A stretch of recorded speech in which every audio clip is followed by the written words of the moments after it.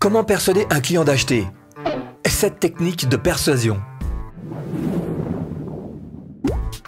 Bonjour, je m'appelle Stéphane et si vous cherchez à créer votre business en ligne de 0 et 100 €, bienvenue sur cette chaîne qui travaille à domicile. Abonnez-vous et cliquez sur cette petite clochette de notification parce que ça, c'est pour ne rien louper. Réussir à persuader? C'est pas facile, hein, c'est pas facile. Alors par contre, augmenter ses chances de persuader, c'est déjà un petit peu plus abordable.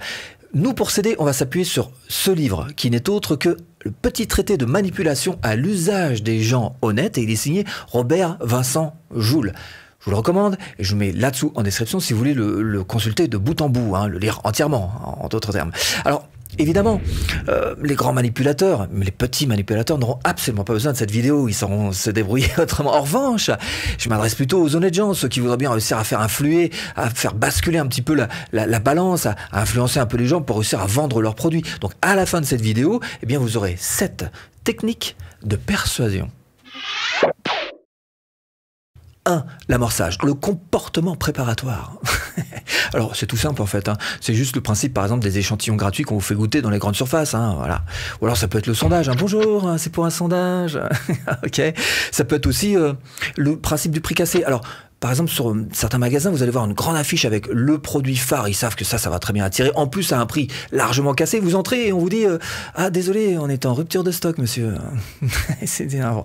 Ou alors, ça peut être aussi le ballon, hein, qu'on va tendre au petit enfant en lui disant si tu en veux plus, il faut monter là-bas, hein, sur le manège. Hein, voilà, crise assurée. Hein. Ouais, bon, ça, c'est des techniques qui sont un peu... mais c'est déjà de l'amorçage. 2. L'engagement. Il faut absolument que la personne qui se trouve en face de vous, vous lui donnez l'impression qu'elle s'est engagée, qu'elle y a mis de sa responsabilité dans cette décision. Parce que pas de responsabilité, pas de décision, hein, pas d'engagement. Allez, on m'en fout. On s'en fout. Et plus la personne en fait aura de fortes valeurs morales, plus elle aura l'impression d'avoir enraciné son engagement.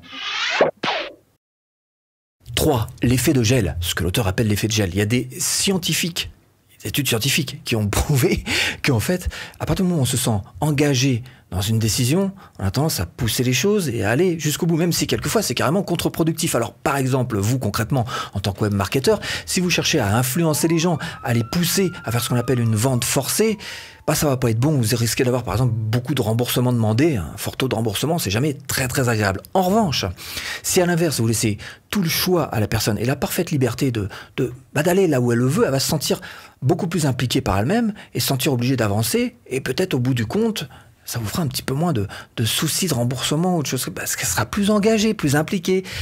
L'effet de gel, quoi. Et là, on commence à avoir déjà une première approche de la persuasion. Si vous faites amorçage, technique 1, plus juste derrière l'engagement, plus l'effet de gel, vous êtes en pleine persuasion. 4e technique pour persuader un client d'acheter. Ça s'appelle le pied dans la bouche. Je ne sais pas pourquoi il appelait ça, pied dans la bouche. Bref, tout est basé sur l'entrée en matière. Elle est super importante, il faut la soigner.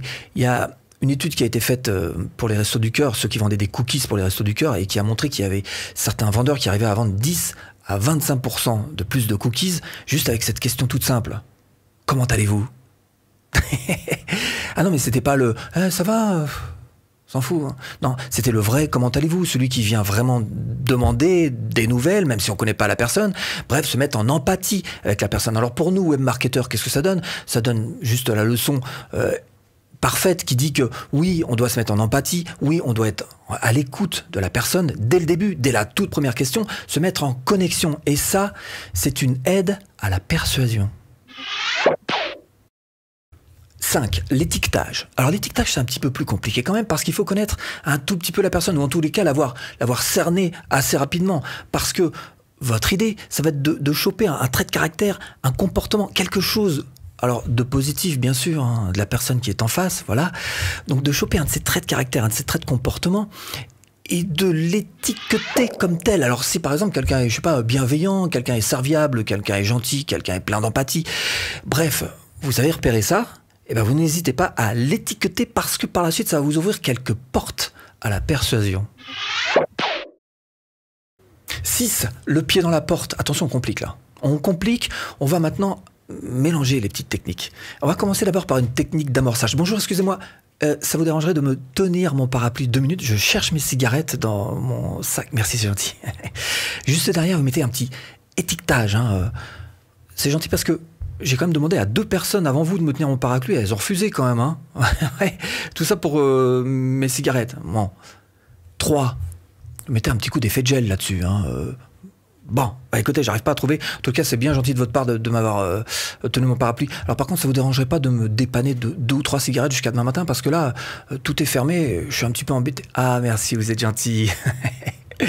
Voilà, donc ça, c'est la technique du pied dans la porte. Hein. Ah, ça fait un malheur. Technique de persuasion pour vendre à un client, 7e, la porte au nez. C'est juste la technique inverse de la précédente. C'est-à-dire que vous allez commencer par demander quelque chose d'extrêmement contraignant. Hein. Excusez-moi, je suis en panne avec ma voiture, je vois que vous avez un gros 4x4, ça vous dérangerait pas de tracter ma voiture jusqu'à la prochaine station? Non, hein. Non. Bon. Alors, par contre, excusez-moi, j'ai plus de batterie, est-ce que je pourrais passer un petit coup de fil depuis votre... par rapport à demander une dépanneuse? Ouais, merci, c'est gentil. Hein. Parce qu'en fait, l'idée, c'est que si vous demandez quelque chose d'extrêmement contraignant à quelqu'un et que vous demandez quelque chose de beaucoup plus facile derrière, ça lui paraîtra beaucoup plus acceptable. Et les études le montrent, ça fonctionne. La porte au nez. Bonus, ah je l'aime bien celle-là, c'est la crainte, puis le soulagement. L'idée, c'est que la personne en face de vous se dise « Oh, la frayeur, je me suis fait... Hein oh, j'ai la peur de ma vie. » Ah oui, alors comment est-ce qu'on fait ça? Eh bien d'abord, on amène un problème et juste derrière, on amène une solution.